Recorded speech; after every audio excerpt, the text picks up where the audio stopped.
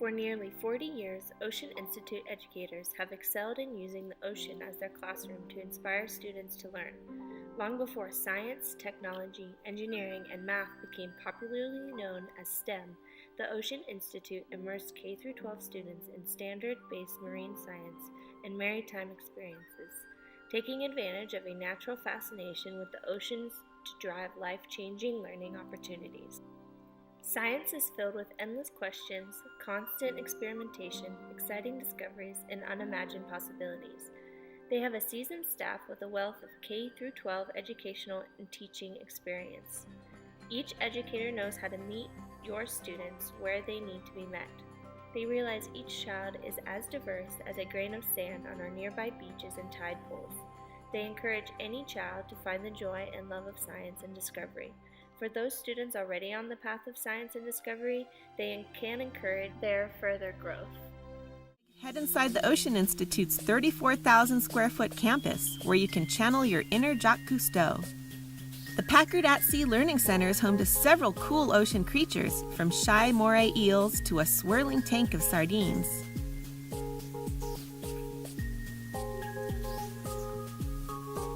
Get a closer look at ocean specimens through the microscope, then examine the jellyfish grow-out tank set beside bubbling beakers of glowing green phytoplankton.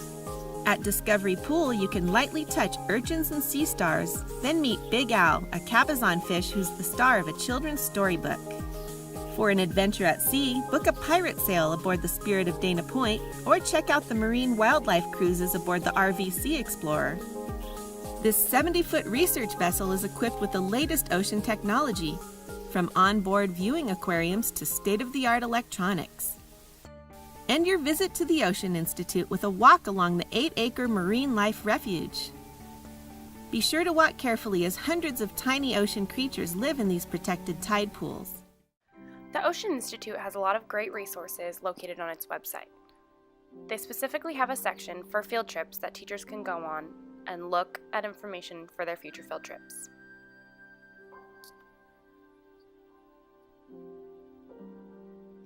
It has a list of all the different categories of different grade levels that can go on field trips at the Ocean Institute.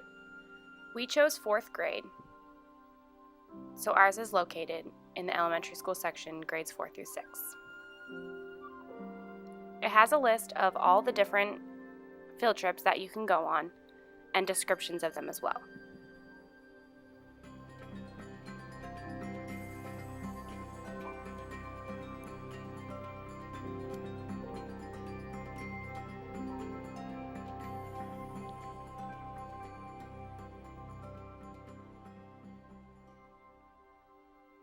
We chose the tide pool exploration in the Dana Point Marine Conservation Area. For this field trip, students measure physical factors using scientific sampling equipment.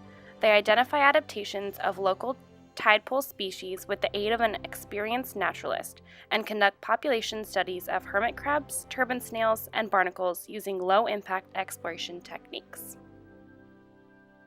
To the right, there's also a side that has preparation for field trips that you can look on for future steps. A planning pack is sent to the teacher 2 months before that gives a list of everything that students should wear and bring with them, as well as behaviors for the appropriate field trip. It gives a breakdown of what teachers should do from 2 months before and the day of the field trip. A teacher will also need to arrange at least one parent volunteer to every 9 students as instructed by the Institute. They will also need to send a permission slip home with a list of costs and things children need to wear and bring when going on the field trip. The Ocean Institute requires students to wear long pants and shoes that are acceptable for exploring the tide pools. If the shoes are not waterproof, they must bring an extra pair. It is also essential that if there are any special needs in the classroom, that the Ocean Institute is contacted and informed so that arrangements can be made to accommodate the children. Teachers must also arrange transportation. After exploring the Institute, the children will explore the tide pools, which are said to take up to 2 hours. The entire field trip is estimated to take 7 hours, including travel time.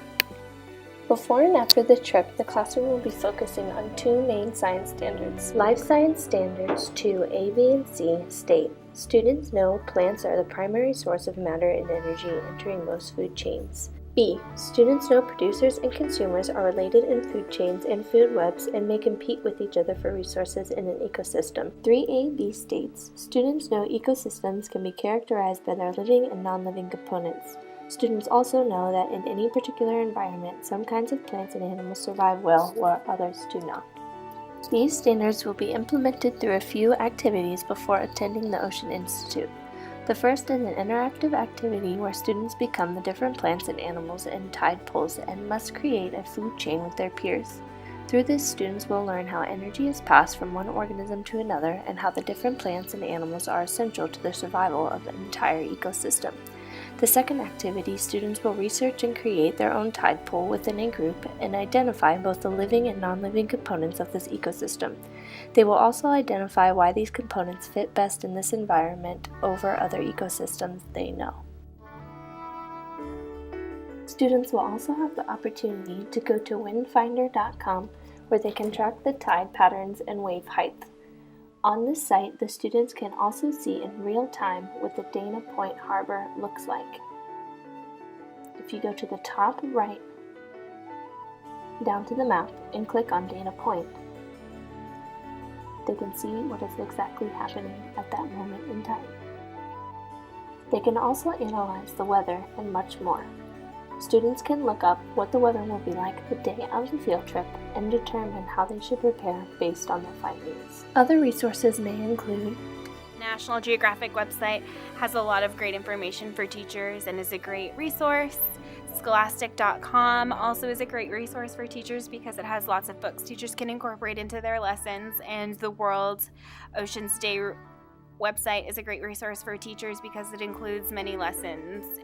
So while at the tide pools, the students will have the opportunity to explore the saltwater ecosystem, looking at the different types of rocks, different types of animals that live there. After they have finished and had so much fun on the field trip, they get to go back to the classroom and use the pictures that they have been taking at the tide pools and connect them to create a food chain. Another activity that we could use for Standard 3 would be to have the students use what they learned in the saltwater ecosystem and connect it to the different types of ecosystems that there are. Another great way that we could use the learning from the tide pools to connect across content standards would be to have the children take what they've learned and make a narrative presentation. They would relate the ideas, the observations, and any pictures that they may have taken to this event and make a oral presentation, which would connect to the listening and speaking standard.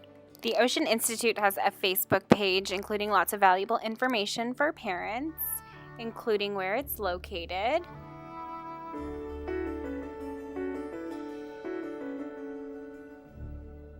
The Ocean Institute also has a program called the Tiny Tot Program where parents can come and explore with their children after field trips and bring their children on weekends. While visiting the Ocean Institute, we noticed that there were no printed or spoken resources available for second language learners. So as teachers, we talked about front-loading information for our ELL students before the field trip, maybe even providing a mind map or a handout. We did notice lots of visuals and hands-on learning opportunities for students. In the event that there is a student with a special need, the Ocean Institute is contacted ahead of time. They will provide accommodations. There are also many ways that students can interact with technology. One of the ways are QR codes that are placed around the Institute to gain more information. The second is touchscreens that the students can also gain information and explore.